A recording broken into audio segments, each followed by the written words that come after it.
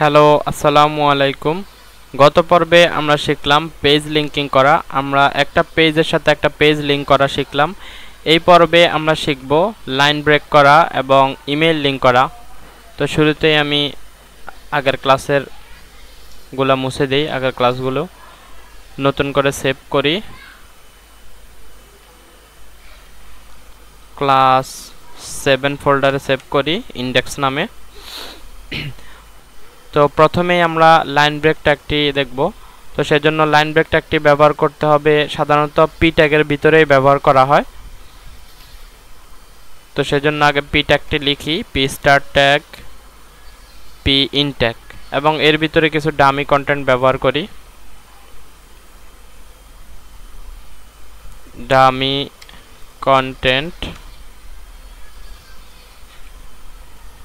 লোরেম ইপসুম, এই সাইটটি আপনাদেরকে এর আগের ক্লাসে দেখিয়েছিলাম। আমি জেনারেট করি প্যারাগ্রাফ, এটুকুই কপি করি আর এখানে পেস্ট করি, সেভ করি, রান, লঞ্চ ইন ফায়ারফক্সে রান করলাম। তো দেখেন একটা প্যারাগ্রাফ এখানে চলে আসলো। তো আমরা যদি এই প্যারাগ্রাফের মধ্যে এই যে আরকো এই লেখাটার পরে যদি আমরা একটা ব্রেক করতে চাই, তাহলে লাইন ব্রেক ট্যাগটি ব্যবহার করতে হবে। এখানে যদি লাইন ব্রেক ট্যাগটি ব্যবহার করি, তাহলে যে মোরবি লেখাটা আছে এই লেখা থেকে এই পর্যন্ত এগুলো নিচে চলে আসবে। তো আমরা আরকো এই লেখাটার পরে একটা লাইন ব্রেক ট্যাগ ব্যবহার করি, এই আরকো এটা এখানে ব্যবহার করি লাইন ব্রেক ট্যাগটি।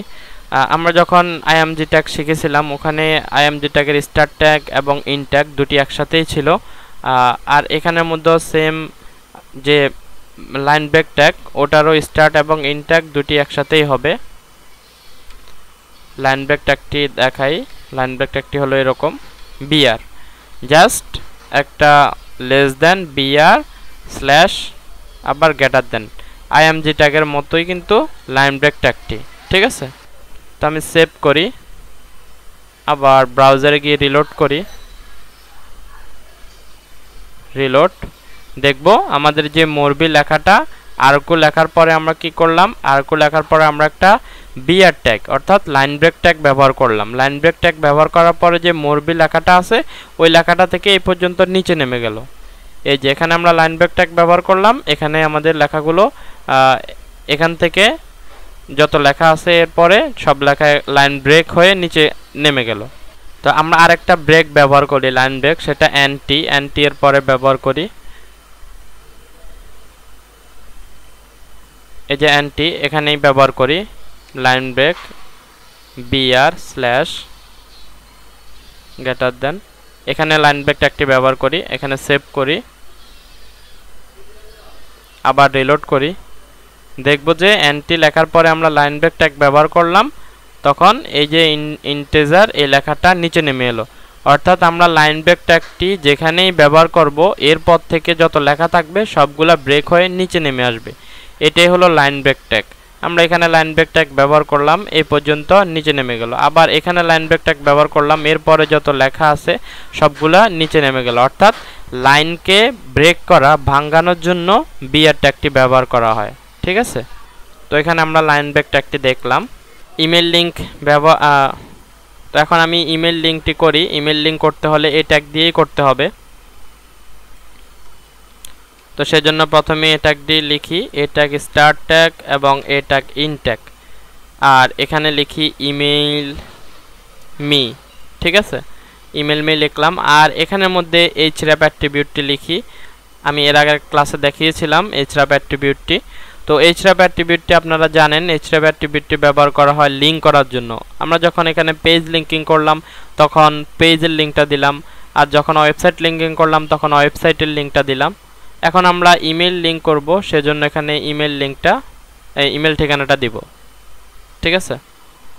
তো শুরুতে ইমেল ঠিকানাটি দেওয়ার আগে এখানে লিখতে হবে মেল টু, তারপর কোলন, তারপর এখানে আমার যে ইমেল ঠিকানাটা ওই ইমেল ঠিকানাটা দিলেই হবে। তো আমি একটা ডামি ইমেল দিই, ডামি ইমেল এখানে লিখি @gmail.com।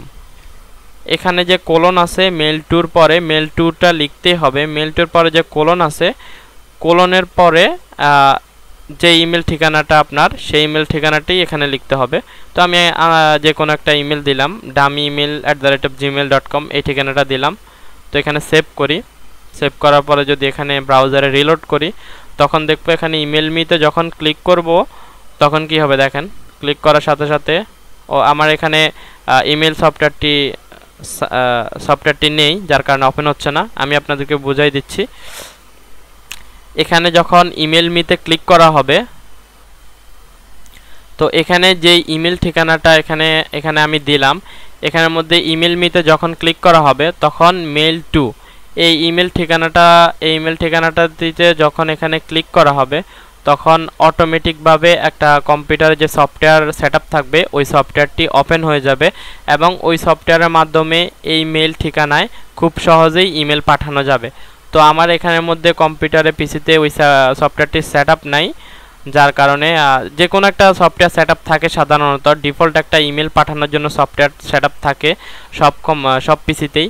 তো এখানে যখন ইমেল মিতে ক্লিক করা হবে তখন এই ইমেল ঠিকানাটা ওই সফটওয়্যারটিতে অটোমেটিক সেট হয়ে যাবে, আর ওই সফটওয়্যারটির মাধ্যমে খুব সহজেই এই ঠিকানায় ইমেল সেন্ড করা যাবে। আর বাড়তি কোনো জিমেইলেও যাওয়া লাগবে না, কিছুতে যাওয়া লাগবে না। জাস্ট এখানে ক্লিক করার সাথে সাথে একটা ইমেল সফটওয়্যার কম্পিউটারে যে ডিফল্ট থাকবে ওটা ওপেন হয়ে যাবে, আর ওখান থেকেই এই ইমেল ঠিকানাটিতে খুব সহজেই ইমেল পাঠানো যাবে। তো এটা এইভাবে দেয় কেন, এটা কোথায় ব্যবহার করা হয়? এটা ব্যবহার করা হয় হচ্ছে যে কোনো দেখবেন অনেক ওয়েবসাইট আছে যে ওয়েবসাইটের মধ্যে শুধু এখানে ইমেল মি এরকম লেখা থাকে, আর যখন এখানে ক্লিক করা হয় তখন কম্পিউটারে ডিফল্টভাবে একটা সফটওয়্যার সেটআপ থাকে, ওই সফটওয়্যারটির মাধ্যমে এই ইমেল ঠিকানাটি ওই সফটওয়্যারটির মাধ্যমে ওপেন হয়। ওপেন হলে ওই সফটওয়্যারের মধ্যে টুর মধ্যে অটোমেটিক ইমেল ঠিকানাটা দেওয়া থাকে। এখানে ক্লিক করার সাথে সাথে ওখানে টুর মধ্যে ইমেল ঠিকানাটা চলে আসে, আর খুব সহজে ওখান থেকে ইমেল সেন্ড করা যায়। এটা ওয়েবসাইটে ইমেল পাঠানোর জন্য যাতে করে ইউজারের সুবিধা হয়। যে কোম্পানির ওয়েবসাইট ওই কোম্পানি এখানে ইমেল মিটা দিয়ে রাখে, যাতে করে ক্লিক করার সাথে সাথে তাদের কাছে খুব সহজে ইমেল পাঠাতে পারে ওই সফটওয়্যারটির মাধ্যমে। সেজন্য এখানে ইমেল ঠিকানাটা এভাবে দিয়ে রাখে, যাতে করে ক্লিক করলে ওই সফটওয়্যারটি ওপেন হয়। আমার এখানে সফটওয়্যার সাইন ইন করা নাই, যার কারণে মেল সফটওয়্যারটি ওপেন হচ্ছে না। ঠিক আছে, তো এটা হলো ইমেল লিঙ্কিং। আর এখানের মধ্যে যদি একটা টাইটেল ব্যবহার করতে চাই, আমরা ইমেজের টাইটেল ব্যবহার করলাম, এখানের মধ্যেও যদি একটা টাইটেল ব্যবহার করতে চাই তাহলে এখানে title equal to this is our email. এখন কি হবে, এখানে যখন আমরা এখানে হোভার করব ইমেল মিতে তখন এই টাইটেলটা শো করবে। দেখেন রিলোড, হোভার করলাম, দিস ইজ আওয়ার ইমেল, নিচে টাইটেলটা শো করলো। ঠিক আছে, এটা হলো টাইটেল অ্যাট্রিবিউটের কাজ। তো দেখেন আমরা আজকে কি শিখলাম, এখানে শিখলাম হচ্ছে লাইন ব্রেক ট্যাগ, অর্থাৎ যে কোনো লাইনকে ব্রেক করার জন্যই বিআর ট্যাগটি ব্যবহার করা হয়, লাইন ব্রেক ট্যাগ। আর ইমেল লিঙ্ক শিখলাম, ইমেল লিঙ্ক এখানে এইচরেপের পরে মেল টু কোলন এটা দিতে হবে, তারপর যে ইমেল ঠিকানা সেটা দিতে হবে, যাতে করে কমপ্লিট ওয়েবসাইট ডেভেলপার পরে এটা দিয়ে দিলে কি হবে, খুব সহজেই এখানে যে ইমেল ঠিকানাটি দেওয়া থাকবে ইউজার খুব সহজেই এখানে ক্লিক করে এই ইমেল ঠিকানাটিতে মেল সেন্ড করতে পারবে। এজন্য এখানে মেল টু করে এভাবে ব্যবহার করা। ঠিক আছে, তো ধন্যবাদ। নেক্সট টিউটোরিয়াল দেখার আমন্ত্রণ রইল। আর এই ভিডিওটি অবশ্যই লাইক, কমেন্টস এবং শেয়ার করতে ভুলবেন না, আর চ্যানেল সাবস্ক্রাইব করবেন অবশ্যই।